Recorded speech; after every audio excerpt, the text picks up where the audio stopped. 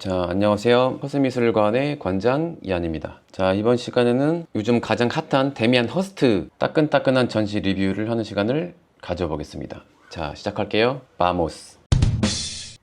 자, 항상 경고드리지만 적당히 근본 없는 방송이니까 그러려니 해주시길 바랍니다. 자, 그리고 아트 헤르스의 연구소에서 첫 녹화 방송입니다. 의미 있는 날이죠. 뒤에 김세중 작가님의 작품이 있습니다. 관심 있는 분들 방송 끝나고 문의해 주시길 바랍니다. 자, 이번 전시 포스터입니다. 진실은 없어 그러나 모든 것은 가능하지, 이런 상징적인 말을 했습니다. 3월 말에 시작했고 6월 28일까지 합니다. 굉장히 긴 기간 동안 하죠. 그래서 국립현대미술관 서울 지점에서 진행이 됩니다. 그래서 성인 기준 8,000원인데 예술인은 할인이 됩니다. 저도 몰랐는데 아시아 최초로 상어 그 유명한 작품, 목 잘린 소머리 작품이 최초로 공개되는 전시라고 합니다. 그래서 어떻게 보면 회거 좀 비슷한데 40년 예술작가의 삶을 아우르는 50여 점의 엄선작이 지금 전시되어 있고, 스팟 페인팅이나 체리 블러썸, 벚꽃 시리즈가 있고, 그 유명한 다이아 해골도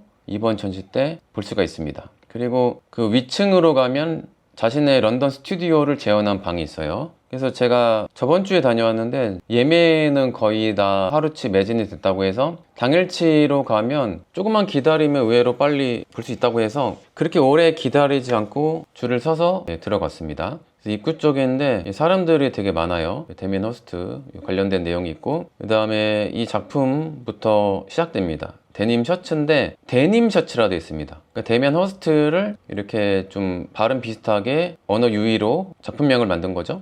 데님 셔츠입니다, 제목이. 그래서 자신이 직접 입었던 셔츠에 자수로 친필 서명을 했습니다. 그리고 레디메이드죠. 그리고 여기 안에 In This Dream 이라고 써 있어요. 자세히 보면 보입니다. 저도 이날 가서 자세히 안 봤어요. 근데 좀 작품 좀 분석하니까 이게 써 있더라고요. 레디메이드가 많다 보니까 그런 거죠. 이전에 마르셀 듀상의 영향을 꽤 많이 받은 작가이기도 합니다. 개념미술 작가이기도 하고요. 근데 끔찍한 장면인데, 이 데미안 허스트가 대학교 때 영안실에서 알바를 했어요. 그래서 죽은 시체 옆에서 찍은 이 사진이 진짜 엽기적이죠. 죽은 머리와 함께라는 사진입니다. 데미안 허스트가 얼마나 괴짠지를 좀 알 수가 있는, 아무리 그래도 그렇지 이게 죽은 사람에 대한 좀 예의는 아닌 것 같다는 생각이 들긴 합니다. 데미안 허스트가 초창기에 아상블라주, 그러니까 피카소, 브라크가 개발한 3D 오브제를 붙이는 이런 작업을 했다는 것을 이번 전시 통해서 알 수가 있습니다. 근데 피카소가 시도했던 것과 뭐 크게 다르진 않다는 느낌이 들었습니다. 세계적인 작가도 이런 가도기가 있다는 것을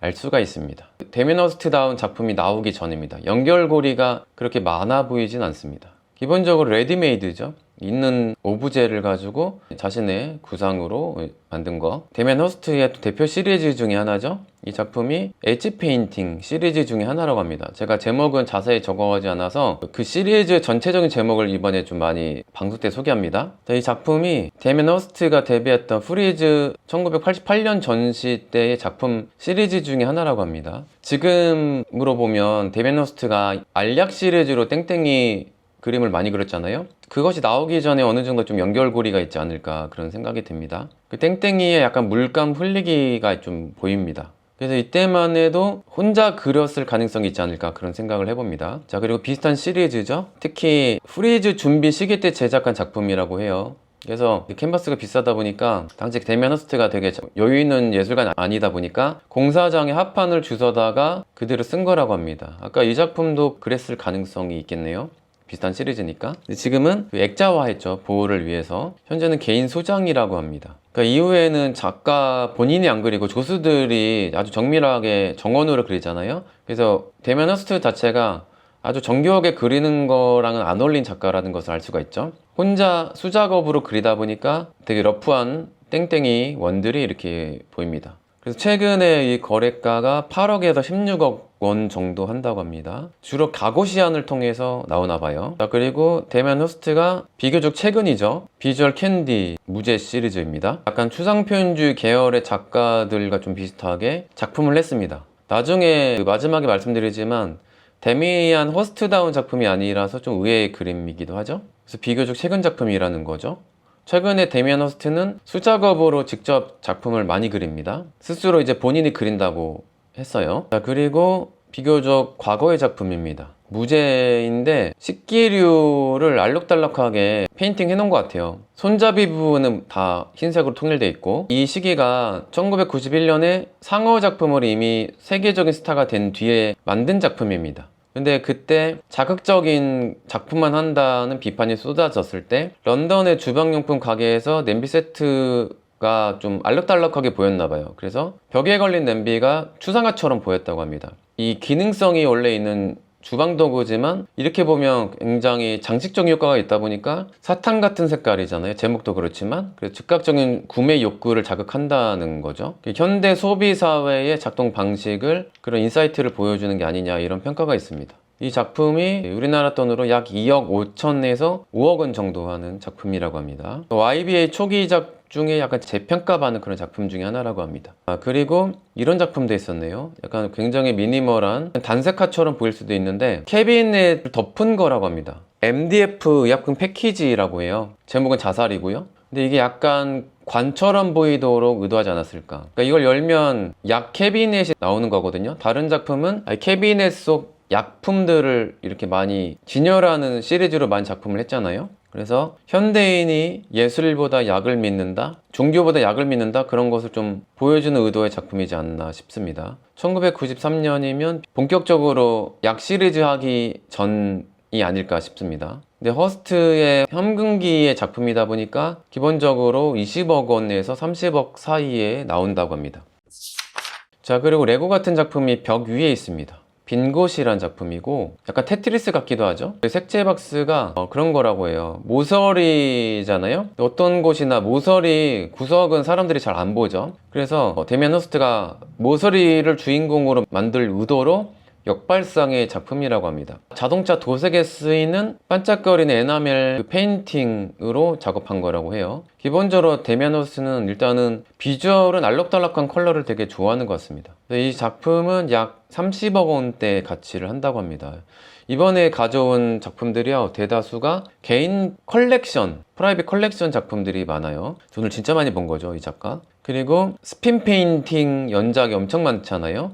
아트페어에서도 꽤 본 적이 있는 것 같고, 1992년도부터 2024년까지 엄청 오랫동안 시리즈로 작업한 작품 중에 하나고, 그래서 스핀 실제 원판을 돌린 다음에 뿌리고 투척하는 이런 식으로 우연의 효과로 만든 작품이죠. 또 뭐 어린 시절 놀이에서 영감을 얻은 작품이라고, 예술이 꼭 심각해야 되냐고 이런 말도 있고, 의도성이 좀 많이 개입되지 않죠. 우연히 나온 효과를 이렇게 추상 페인팅으로 한 작품입니다. 데미안 허스트가 이 그림에 내 감정이 하나도 안 들어있다, 이런 말을 했대요. 그래서 더 완벽하다, 이런 엉뚱한 말을 했다고 합니다. 보고 있으면 약간 유쾌해질 수도 있는데 이 에너지 덩어리의 가격이 약 11억 원 정도 한다고 합니다. 자, 그리고 다른 각도에서 본 작품이고 몇몇 시리즈가 있습니다. 자, 그리고 이 작품이 상처 치유라는 작품인데 밑에 수술실 도구 같기도 하고 위에는 사람 얼굴이 이렇게 모자이크로 되어 있습니다. 그래서 실제 병원에서 사용되는 스테인리스 수술 도구랑 알코올솜, 의료용 장갑 등 이런 도구들이 있고, 뒤에 걸린 사람이 실제 수술 받는 사람, 그 얼굴을 좀 다친 것 같아요. 이 사람을 이렇게 픽셀로 한 거라고 합니다. 관람객들에게 어떤 상태인지 궁금함, 약간의 거부감을 동시에 느끼게끔 의도한 게 아닌가 싶습니다. 살아있는 자의 마음속에 있는 죽음의 물리적 불가능성. 이름 진짜 어렵습니다. 뭔 소린지 모르겠어요. 데미안 허스트의 가장 대표작 중에 하나죠. 포르말린 용액에 담근 상어입니다. 뱀상어라고 불리죠. 1991년 작품이고, 근데 이게 팔렸는데 현재는 메트로폴리탄 미술관에 기탁하고 있다고 해요. 이 상어, 이제 뱀상어잖아요. 호주 바다에서 원래 작품은 갓 잡아온 4m 넘는 진짜 상어를 처음에 잡았습니다. 약간 작가의 의도가 살아있는 우리가 죽음을 체감할 수가 있나, 이게 불가능하다는 거죠. 살아있는 자의 마음속에 있는 죽음의 물리적 불가능성. 그래서 죽음을 체감하기 힘든다는 것을 질문을 던지는 그런 의도에서 이렇게 제목을 짓지 않았을까, 그런 생각이 듭니다. 그래서 일부러 썩지 않게 포르말린 상어를 담갔는데 겉으로는 입도 벌리게 해서 살아있는 것처럼 무섭게 보이지만 실제로는 죽었죠. 그래서 삶과 죽음 그 어디에도 속하지 않은 영원히 박제된 그 상태를 의도했다고 합니다. 약간의 중간지대일 수도 있죠. 근데 이 상어가 포르말린 용액을 덜 탔나 봐요. 아니면 이 몸속 내부까지 들어가지 않아서 썩었다고 합니다. 그래서 그 버전이 아니에요. 이미 버려지고 새 걸로 교체된 버전이라고 합니다. 어차피 레디메이드 상어다 보니까 교체하는 거는 상관이 없죠. 데미안 허스트가 실제 이거를 의도하고 시켰다는 게 의미가 있습니다. 2006년도에 바꿨습니다. 그래서 당시로는 160억 원 정도에 판매가 됐다고 합니다. 돈으로 예술을 샀다, 뭐 되게 상업적이다, 좋게 보면 천재적인 기획이다, 이런 비판과 찬사를 동시에 받으면서 YBA 열풍을 계속 이끌었던 작가가 데미안 허스트죠. 근데 데미안 허스트는 여러 상어를 보다가 예쁜 상어는 거절했다고 해요. 사람을 잡아먹을 듯한 험악한 인상에 진짜 무섭게 생긴 놈을 잡아오라겠다고 합니다. 근데 2006년도 교체하기 전부터 전시할 때마다 보존 실패로 전시장에 썩은 냄새가 났대요. 그래서 상어각질이 계속 떠오르고 막 뿌옇다 보니까 전시 그 관계자분들이 매일 그 부유물 있잖아요. 그걸 다 건져냈다고 합니다. 지금 상어는 세탁된 거예요. 교체하고 새 거로 다시 넣는데 첫 번째 상어 실패하다 보니까 새 상어 넣기 전에 부패를 막기 위해서 약 7주 동안 포르말린 목욕을 따로 시킨 겁니다. 그래서 지방 성분을 완전히 제거한 상태가 지금의 상어의 모습이에요. 상어 무섭게 보여야 될 거 아니에요? 그래서 입에 벌어진 채로 고정시키기 위해서, 죽은 상어는 입을 잘 못 벌리니까 낚싯질 이용해서 입천장과 턱을 유리 벽면에 미세하게 고정시켰는데 그 흔적이 이번 전시 가면 있습니다. 성형수술한 거죠. 죽고 난 뒤에 상어 성형수술을 했습니다. 근데 이런 게 예술이 될 수가 있냐, 이거 그냥 상어 잡으면 된 게 아니냐, 뭐 그렇게 할 말이 없죠. 근데 작가의 브랜드 가치가 있으니까 이런 작품도 예술이 되고 여기다가 뭐 나름의 철학을 얹으면 고가에 팔리는 거죠. 단순한 박제가 아니라 나름의 치밀한 기획, 1차 실패, 다시 재차 AS, 그래서 다시 만든 광기 어린 집념의 결과물이 지금 작품이고, 근데 이걸 자세히 봤거든요, 제가. 근데 이게 아무리 봐도 가짜 같아가지고, 이건 제 생각이지만, 그래서 너무 인조티가 이상하게 나는 거예요. 여러분 생각 어떠신가요? 색깔도 좀 이상하고, 포르말린 완전히 담가서 지방 빼면 이런 느낌인지 모르겠지만, 저는 약간 패브릭으로 만든 그런 느낌이 들었습니다. 아니겠죠? 자, 그리고 데미안 허스트의 실제 자기가 담배 피다 남은 재떨이 가져온 것 같아요. 진짜 작품 쉽게 하죠. 근데 데미안 허스트가 흡연에 대한 흥미로운 이야기를 한 적이 있습니다. 흡연은 자살의 한 형태이지만 그것은 단지 매우 느린 속도로 일어나고 있을 뿐이다. 금연을 못하는 분들에게 좋은 명언인 것 같아요. 흡연은 자살하는 방법이래요. 대신에 천천히 자살하는 거죠. 데미안 허스트의 비유에 따르면 그렇다고 합니다. 자, 그리고 정말 엽기적인 작품이죠. 천년이란 작품이고, 이 작가가 이 유리 큐브 안에 나름의 생태계를 만들었거든요. 그래서 한쪽에는 이렇게 설탕이 들어있는 박스 안에 구더기가 있는 겁니다. 구더기가 설탕을 먹고 이렇게 자라나서 파리가 돼요.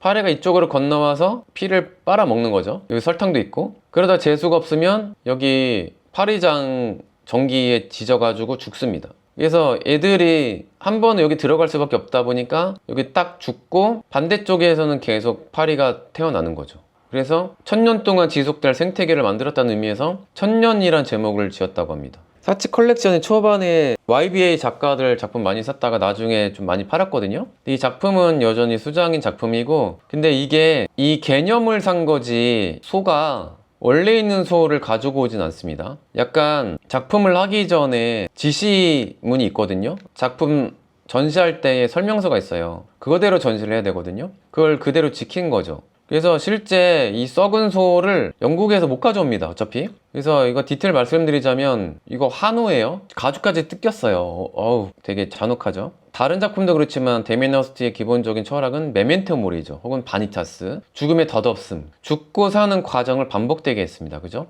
또 하나 말씀드리면, 여기 다녀오신 분들 소몰이 근처 가면 냄새 난다고 하세요. 피 비린내 난다고 하세요. 전 마스크 끼고 가서 그런 건 못 느꼈습니다. 비위 약하신 분들은 안 보셔도 됩니다. 컬렉터 찰스 사치가 처음에 이 전시 보고 되게 충격받았다고 해요. 그래서 즉시 작품을 구하고 전폭적인 지원을 이후에 약속했다고 해요. 그래서 데미안 허스트가 본격적으로 후원을 받으면서 큰 작가가 되는데 중요한 역할을 한 작품이라고 해요. 그리고 이 작품을 했을 때 프란시스 베이컨이 살아있었나 봐요. 그때 베이컨이 이 작품을 봤나 봐요. 그래서 데미안 허스트한테 편지를 보내가지고 정말 대단하다, 너크아웃이라는 표현을 했다고 합니다. 그러니까 죽음을 다룬 예술가로서 어쨌든 당시 베이컨의 인정을 받았다라는 거죠. 현재는 만약에 경매에 나온다면 약 200억 원의 가치 이상을 할 것으로 예상한다고 합니다. 근데 참고로 1000년까지 지속되기 힘들다고 합니다. 이거 1000년까지 못 가요. 이전에 더 부패해서 파리가 더 먹어치우면 더 없어지겠죠. 그리고 이게 그 전에 부패해서 전시조차 하기 힘들 정도가 되다 보니까 전시 때마다 몇 주 단위 계속 교체를 한다고 합니다. 퍼포먼스적인 유지 보수를 하는 작품이지 이거 계속 놔둔다고 없어지고 그런 게 아니에요. 계속 놔두면 전시하기 힘들걸요. 썩은 내 진동에서 구역질 나와서 못할 겁니다. 그리고 개판이 될 것 같아요. 이거 되게 깔끔하게 된 거고 막 누리끼리 하고 막 피도 약간 연출된 피잖아요. 질질 끌게 딱 심플하게 됐잖아요. 근데 몇 주 지나면 완전 더 개판이 될 것 같아요. 자, 아무튼 그런 엽기적인 작품이고, 데미안 허스트가 나에게 예술에 대한 믿음은 종교적 믿음과 같다라고 했습니다. 나는 과학과 종교 사이에서 생겨나는 혼란을 즐긴다. 믿음도 예술도 그 사이에 머물기 때문이다. 이런 철학적인 말을 했다고 합니다. 그리고 이거는 또 다른 것은 약품을 이렇게 진열대에 넣은 시리즈가 되게 많은데 여기는 캐비넷에 주사기만 놨습니다. 허스트가 우리는 주사기 끝에 달린 한 방울의 약물에 생명을 맡긴다 이런 말을 했다고 합니다. 이것도 역시 과학에 대한, 의학에 대한 맹목적인 믿음, 우리 시대를 풍자한 거라고도 볼 수가 있죠. 이런 작품 시리즈가 제 기억이 맞다면 테이트 브리튼인가 테이트 모던에서 본 것 같아요. 이건 개인 소장이라고 합니다. 솔직히 이거 데미안 허스트한테 안 사도 우리도 이렇게 꾸밀 수 있지 않나요? 그죠? 근데 누가 만들었냐, 누가 지시했냐 따라서 이제 작품가가 달라지는 거죠. 역시 YBA 1988년 골든 스미스 대학 졸업 전시 프리즈 때 처음 선보인 연작이라고 합니다. 그래서 이 초기 모델인지는 모르겠어요. 진짜 초기에는 데미안 허스트가 약국을 돌면서 그 약 패키지를 직접 수집했다고 해요. 이후에는 그걸 시스템화해서 그 알파벳 순서대로 이거를 배치한다고 합니다. 그러니까 어떻게 보면 이게 현대인들한테는 기도의 재단일 수도 있어요. 신을 위한 재단이 있잖아요. 종교는. 그게 약품 진열대인 거죠. 약병을 현대의 성물로 이렇게 좀 보여주는 의도일 수도 있습니다. 언젠간 죽을 존재임을 끊임없이 상기시키는 의도일 수도 있고요. 근데 이게 되게 흥미로운 게 있는데 초기 전시 때는 진열대를 이렇게 닫아놨는지 모르겠지만 약이 들어있던 그 병들이 계속 도난이 많이 됐대요. 그래서 이후에는 빈병이나 모형으로 대체했다고 합니다. 데미안 허스트 작품이라고 하니까 이 약병을 좀 도둑질 했나 봐요. 근데 도둑질한 약통 이거 경매에 내놓을 수 있을까요? 근데 데미안 허스트가 그럼 이쯤 되면 마약한 거 아닌가 그런 생각 들 수도 있잖아요. 실제 1990년대에 런던 예술가가 방탕한 생활을 많이 했다고 합니다. 락앤롤 문화가 지배적이었을 때 알코올 중독됐었고 코카인 엄청 중독됐었다고 합니다. 그래서 실제 자신을 술과 약물에 취해 제정상이 아닌 미치광이었다라고 자평했습니다. 이제 약의 진심이었던 사람인 거죠. 자, 그리고 벚꽃 시리즈입니다. 벚꽃이 체리 브라썸이라고 하나 봐요. 우리가 아는 그 체리랑 벚꽃이랑 좀 종자가 다른 것 같은데 어쨌든 데미안 허스트가 그림을 그린 거죠. 비교적 후기 작품입니다. 그죠? 2020년대까지 했으니까. 그래서 저도 아트페어에서 꽤 본 것 같아요. 다른 시리즈 작업 중단하고 이 시리즈에 집중하면서 3년 동안 그렸다고 합니다. 그래서 107여 점의 대형 회화를 완성했다고 하고, 진짜인지 모르겠지만 이 작품 시리즈만큼은 조수들한테 맡기지 않고 자기가 직접 사다리에 올라가서 물감을 뿌리고 던지고 이런 걸 반복했다고 합니다. 벚꽃이 일찍 지잖아요. 그래서 역시 생명의 탄생, 죽음 이런 것을 이제 보여주지만 직관적으로 예술이 너무 진지할 필요가 있냐라는 의도로 이쁘게 그리지 않았을까. 의도적으로 가볍게, 최근에 작품들이 좀 가볍게 페인팅을 좀 많이 합니다. 그래서 역시 인상파 아류냐, 약간 고흐가 떠오르기도 해요. 그런 비판도 있었고, 데미안 허스트를 보고 좋아하는 사람들은 현대미술 거정이 보여준 용기 있는 복귀, 인상파로의 복귀 이렇게 평가하기도 했다고 합니다. 자, 그리고 원판으로 또 랜덤으로 돌린 페인팅이 있고요. 회색 시리즈가 있고요. 그 다음에 이 알약 추상화는 임팩트가 꽤 있습니다. 엄청 스케일이 크고 열심히 조수들이 여기 안에 알약을 아기자기하게 채워놨어요. 예수와 제자들이라는 작품이라고 합니다. 대형 연작 시리즈고 개인 소장 혹은 가고시안 갤러리 통해서 나왔다고 합니다. 그래서 이 작품을 확대하면 되게 이쁜 알약들이 정밀하게 이렇게 배치되어 있습니다. 이제 멀리서 보면 이쁜 알사탕 같아요. 가까이서 보면 알약이죠. 우리는 신에게 기도하는 대신에 약을 삼킨다. 약국이 현대 성당이고 알약이 현대의 성체라고 그런 의도에서 마치 성당 가면 그리스도의 성체가 있는 것처럼 현대인의 성체, 숭배하는 오브제를 알약으로 이렇게 숭고의 미학으로 약간의 미국의 추상 표현주의 영향으로 이렇게 좀 추상처럼 표현한 게 아닌가 싶습니다. 이 시리즈 중에 하나가 250억 원에 팔려서 그 생존 작가 최고가 기록을 한번 갈아친 적이 있습니다. 해골 시리즈는 사기쳤으니까 그거는 아닌 걸로 치고요.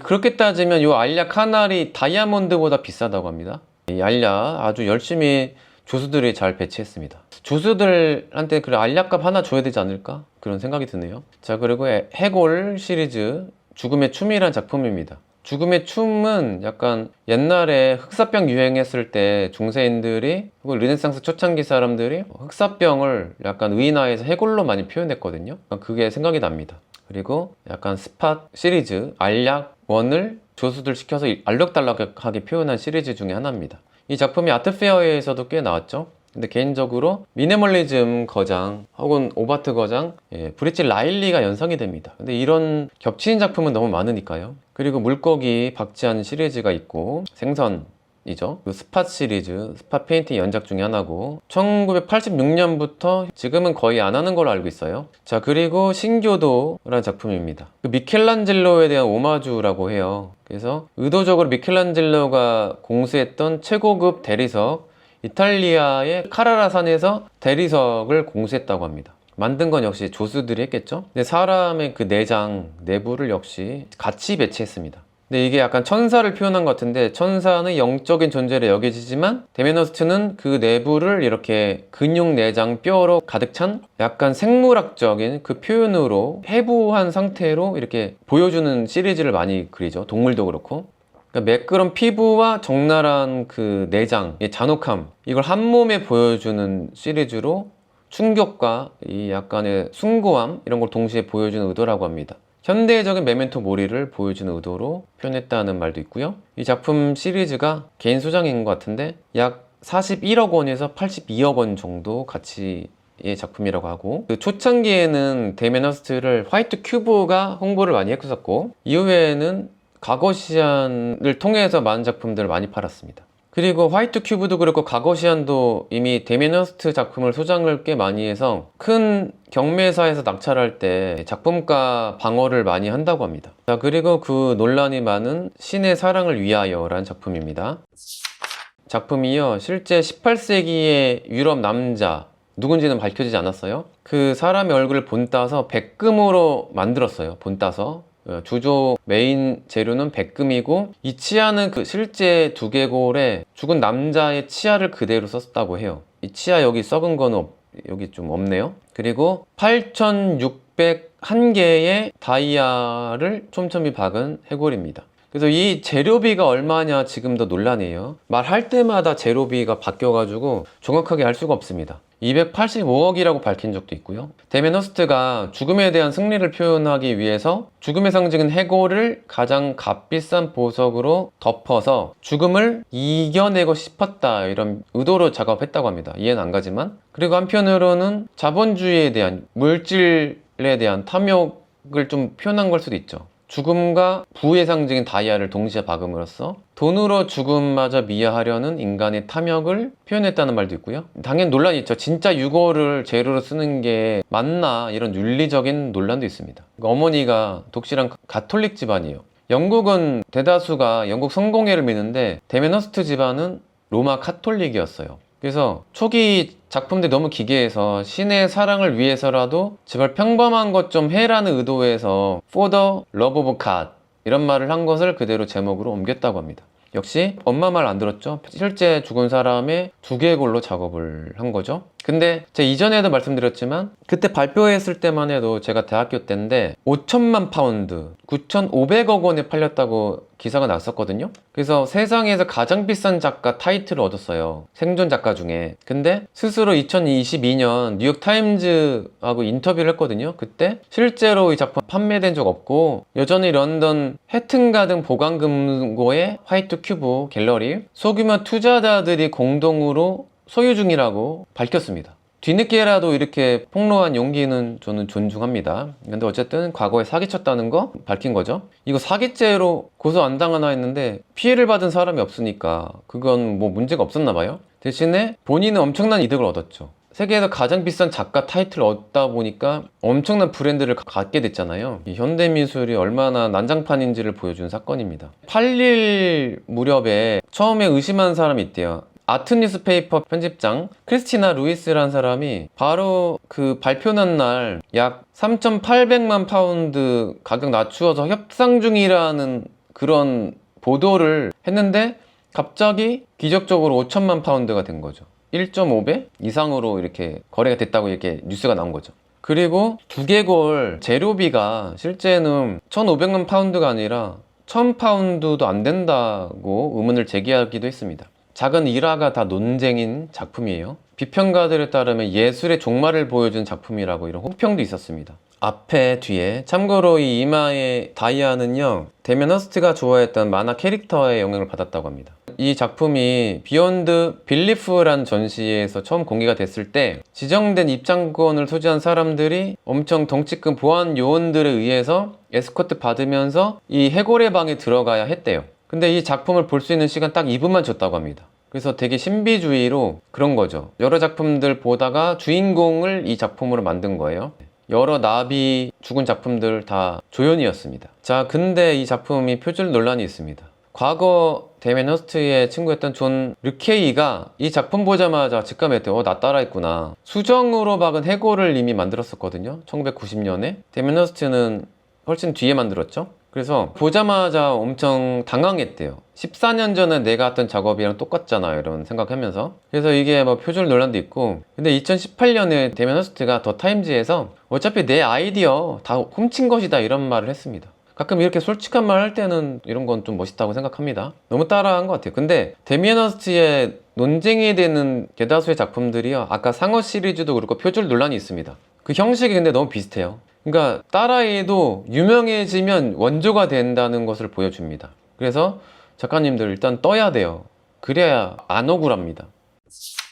자, 그리고 이 10대 청년이 데미안 허스트 약간 조롱한 느낌으로 데미안 허스트 사진에 해골 올리고 자주 쓰는 안경, 그리고 해골이 나비를 뜯어먹는 이런 꼴라주로 이 청년이 그래피티하는 작가였대요. 카트레인이라는 작가거든요. 그래서 이 이미지를 인터넷에 판매했나 봐요. 근데 이 작품이 37만 원이었거든요. 근데 데미안 허스트가 법적 조치해가지고 이 작품 빼앗은 거예요. 그 외에 여러 작품들도 빼앗았다고 합니다. 근데 이 1년 뒤에 이 카트레인 소년이 복수하려고 데미안 허스트의 약국 작품 한 상자를 훔쳤대요. 그래서 데미안 허스트한테 이 약국 시리즈 안에 연필 한 상자 있었나 봐요. 그 연필을 돌려받으려면 내 작품 돌려달라고 했대요. 그걸 의도적으로 지명 포스터로 이렇게 배포했는데 데미안 허스트가 연필 가치를 50만 파운드로 신고했고 경찰이 카트레인 집을 급습했다고 합니다. 그래서 10대 소년이 연필 절도에 경찰이 동원된 이런 사건이었어요.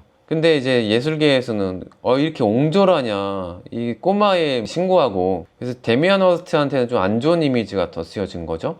로라 키블리라는 예술가가 똑같이 데미안 허스트 해골을 유리관 안에 이거를 좀 재현해서 바깥에 쓰레기통 옆에 이것을 연출한 거예요. 여기 갤러리가 화이트 큐브였다고 합니다. 화이트 큐브에서 데미안 허스트 작품 버리는 것처럼 이렇게 연출해서 엄청 이슈가 됐었다고 하고, 뉴스가 이게 나왔다고 해요. 그리고 스페인의 한 예술가 에우히니오 메리노라는 이 작가가 데미안 허스트 조롱한다고 이렇게 데미안 허스트 약간 비슷하게 얼굴 연출하고 좀 많이 다르게 생기긴 했는데요. 데미안 허스트가 훨씬 더 뚱뚱한데 자살하는 느낌으로 데미안 허스트 이 신의 사랑을 위하여 티셔츠 입고 완전 조롱하는 거죠. 근데 이 작품이 바로 판매됐다고 합니다. 그 다른 시리즈도 되게 많이 팔렸다고 하는데 평생 이렇게 작품이 많이 팔린 적이 없다고 해요. 자, 그리고 세상에서 나비를 가장 많이 죽인 예술가입니다. 그래서 나비를 실제 죽인 다음에 박제해서 스테인드 글라스로 이렇게 표현한 작품 시리즈가 많죠.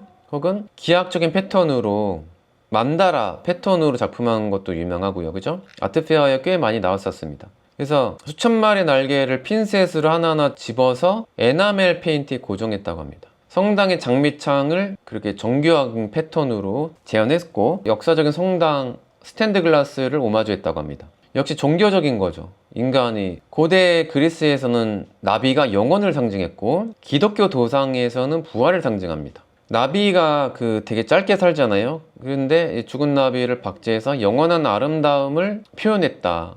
영원히 스테인드 글라스로 아름답게 빛나는 의도로 표현했다고도 볼 수가 있고, 지금 생각해보니까 이 살인마가 자신이 죽은 시체로 예술을 하는 그런 영화가 꽤 있잖아요. 데미안 허스트의 약간 영향을 받지 않았나 이런 생각이 들더라고요. 그래서 2012년에 테이트 모던 전시 때 작품 제작을 위해서 9,000마리의 나비가 희생됐다고 합니다. 그래서 엄청난 비난을 또 받았죠. 나비를 왜 선택했냐고 했을 때 나비는 죽어서도 날개의 색이 변하지 않는다. 그건 마치 시체에 화장을 하는 것과 같다. 이렇게 표현했다고 합니다. 그한테 나비는 생명이라기보다 자연이 만든 가장 화려한 페인트라고 생각했었던 거죠. 이 작품이 우리나라 돈으로 약 27억 원에서 60억 원 가치를 한다고 합니다. 화이트 큐브와 가거시안 통해서 판매가 되고요. 에나멜 페인트로 약간 형광빛이 나오도록 의도한 게 아닌가 싶기도 합니다. 근데 이 시리즈도 유명한데 역시 이것도 표절 논란이 있습니다. 미술 비평가 찰스 존슨이 데미안 허스트를 표절로 공개한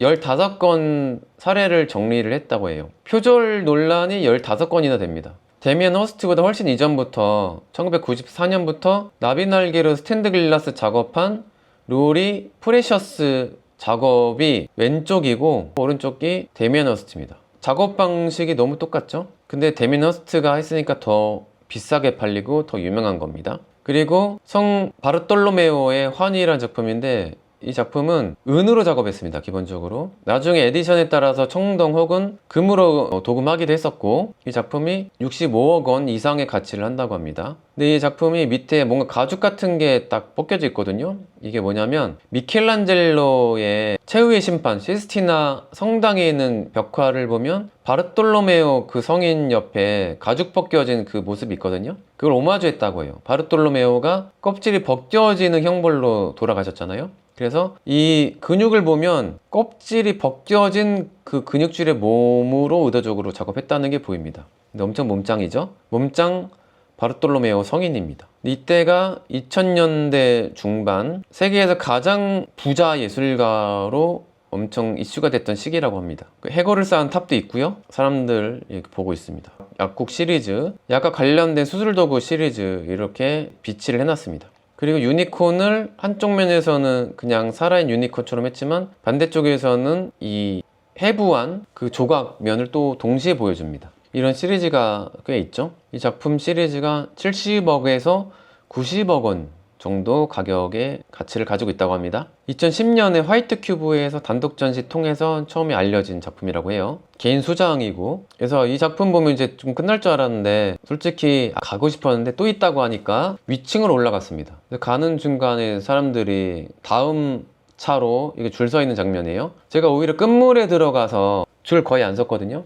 근데 다음 차례는 줄을 이렇게 세우나 봐요. 근데 국립현대미술관 서울지점의 동선이 얼마나 안 좋은지를 또 보여줍니다. 위층 올라가려고 또 에스컬레이터 타고 올라가야 되는 이 불편함, 사람들 줄 서 있고, 그래서 데미안 허스트 포스터가 보입니다. 그래서 여기서부터는 주로 최근 작품인데 앙리 마티즈의 모사 작품이 이렇게 앞에 있고요. 뒤에 또 사랑의 성사라고 해서 기하학적인 패턴으로 나비날개하고 약간 시리즈가 비슷해 보이죠. 그런 추상 작품이 보이고, 그 다음에 마티즈 혹은 나비파의 보나르 영향을 받은 데미안 허스트판 야수주의 약간 구성회화가 보입니다. 근데 이 작품들 약간 스튜디오처럼 연출을 해놨는데 이거 보고 아, 데미안 허스트 이제 인퇴할 때 됐구나, 더 이상의 혁신도 없고 새로움도 없다 보니까 이제 그만할 때가 되지 않았나 이런 생각이 새삼 들더라고요. 이전처럼 약간 벚꽃처럼 점점 찍는 거 있는데 이게 새로운 것도 아니고 그렇다고 그림을 잘 그린 화가도 아니잖아요. 단지 조수들 안 시키고 이제 수작업한다는 의미가 있긴 한데 데미안 허스트는 오히려 조수를 시켜서 작업해야 퀄리티 있는 작업을 합니다.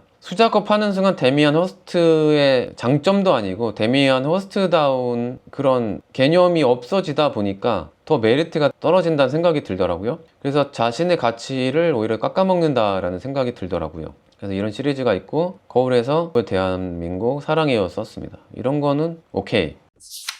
야수파 마티즈의 느낌을 약간 도트 페인팅 자신의 느낌으로 뭐 재해석한 것 같기는 하지만 네, 모르겠습니다. 인조꽃도 있고 자신의 옛날 캔버스를 축적해가지고 이렇게 토끼 박제한 이런 작품도 있고 실제 런던의 스튜디오를 거의 비슷하게 재현했다고 합니다. 스튜디오 사진 있고 엄청 넓은 데서 작업하시죠. 그래서 나가서 맑은 공기를 마시니까 더 좋더라고요. 여기 바깥에 BTS의 수임이 흘러나오면서 음악을 감상하면서 나왔습니다. 그래서 마지막으로 데미안 허스트 정리를 하자면 제가 쇼츠를 통해서 데미안 허스트 이번 전시에 대한 비판을 좀 했었습니다. 근데 어쨌든 엄청 성공한 전시고요. 사람들 미어 터집니다. 그건 인정할 수밖에 없고 호불호가 있건 좋건 싫건 간에 엄청 성공하면서 약간 조금 꺾였던 데미안 허스트의 명성에는 우리나라 국립현대미술관이 엄청난 도움을 줬다고 생각을 해요. 데미안 허스트에게는 엄청난 승리라고 생각합니다. 아시아 전시가. 이 전시를 긍정적으로 보는 편에서는 데미안 허스트의 대규모 개인전을 아시아에서 처음 열린다는 의미가 있고 그 다음에 국립현대미술관이 세계미술관의 주요 거점으로 인정받고 있다는 신호로서도 좋게 볼 수도 있는 거죠. 기관의 국제적 위상에 기여를 할 수 있다는 평가도 있고요. 그리고 이전에 어쨌든 미술사적인 작가다 보니까 그 중에 유명한 작품 포르말린 용액에 담근 상어, 다이아몬드, 해골, 데미안 허스트의 가장 유명한 작품이 왔다는 의미에서 성의 있는 전시이기도 하고요. 그리고 엄청 이슈가 되다 보니까 대중들을 이렇게 미술관으로 오게 한 것은 좋은 의미이기도 합니다. 그리고 현대미술이 이쁘장하고 벽에 걸만한 작품만이 아니란 것을 보여주는데 대표적인 작가라는 의미에서도 어느 정도 교육의 의미가 있다고 생각해요. 미술관의 진입 장벽을 낮추는 역할도 했다고 생각합니다. 근데 비판하는 측에서는 그런 거죠. 2008년 이후에 소도비에서 직거래한 이후에 작품가 시장 반응이 장기적으로는 하락세였거든요. 작년 런던과 파리에서도 데미안 허스트 작품이 많이 사라졌었어요. 그래서 진짜 심각할 정도로 많이 없네 라는 생각이 들었는데 갑자기 우리나라에서 데미안 허스트 전시한다고 해서 아니 왜 옛날 90년대 올드보이를 왜 지금 하지? 언제적 데미안 허스트야? 이런 생각을 했죠. 국제미술계에서도 약간 한물간 작가로 취급받고 있는 게 사실이기도 합니다.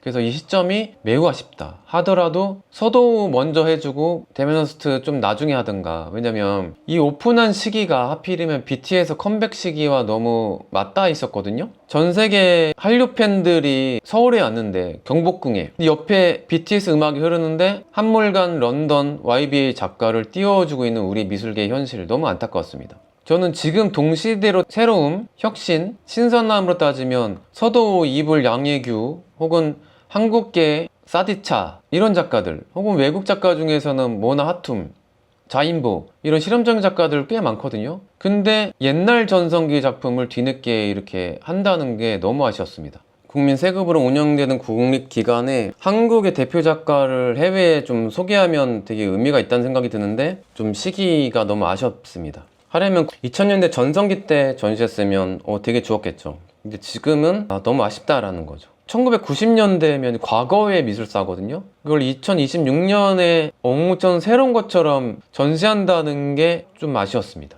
그래서 국립미술관이 무엇에 집중해야 하는가에 대한 방향성 논란이 있지 않을까. 하지만 이왕 왔으니까 재밌게 보시길 바랍니다. 그리고 작가들에게는 추천을 적극합니다. 미술을 좀 입문하는 분들한테는 현대미술이 아름다움만을 추구하지 않는다는 것을 보여주는 대표적인 사례니까 그런 의미로 좀 보시면 좋겠고, 불쾌하거나 낯설다면 그게 바로 작가의 의도한 거고 그게 인정받는 게 현대미술이라는 거, 이것이 예술인가 아닌가를 스스로 판단하는 좋은 기회가 되지 않을까 싶고요. 예술가들에게는 실물 앞에서 어떻게 전시했는지 약간 구성 방식, 스케일감, 물성, 설치 방식을 약간 학습하는 데 좋지 않을까 싶습니다. 그리고 성장하는데 엄청난 용기 깡, 약간의 사기 어떻게 데미안 허스트가 성장했는지를 알면서 보면 사기까지는 치면 안 되겠지만 정말 성장하려면 이런 과감함은 필요하겠다, 이런 게 좀 배울 만한 점이 많지 않을까 싶습니다. 그리고 비판적 시각을 가진 사람도 저는 그래도 온 김에 봤으면 좋겠습니다. 직접 와서 냉정하게 좋은 건 좋고 인정할 건 인정하고 냉소적으로 바라볼 필요가 있지 않을까. 비판적으로 보면서 감상하는 게 이 전시를 오히려 가장 잘 감상하는 방법이지 않을까. 논란 있는 작가의 작품을 논란 있게 보는 것, 그게 가장 정직한 관람이지 않을까 싶습니다. 호불호를 떠나서 이 전시의 스케일을 두 눈으로 감상하는 것은 의미가 있다고 생각합니다. 딴 게 아니라 왔으니까 많이 보시길 바랍니다. 자, 이 정도까지 하고 끝까지 방송을 잘 들어주셔서 감사합니다. 저는 허세미술관의 관장 이한이었습니다. 아스타 루에고 부에나스 노체스. 여러분 굿밤 되세요. 안녕.